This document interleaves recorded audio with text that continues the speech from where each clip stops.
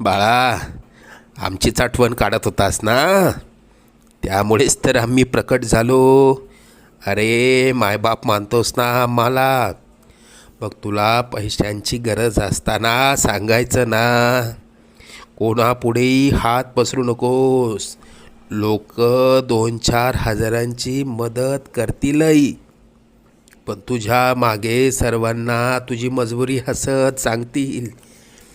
आता तुला कोणापुढे हात पसरण्याची वेळच येणार नाही. तू आजपर्यंत भरपूर दुःख सहन केलंस.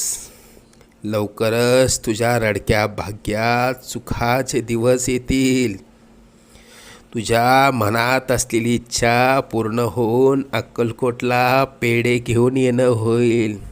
येशील ना आम्हाला भेटायला अक्कलकोटला?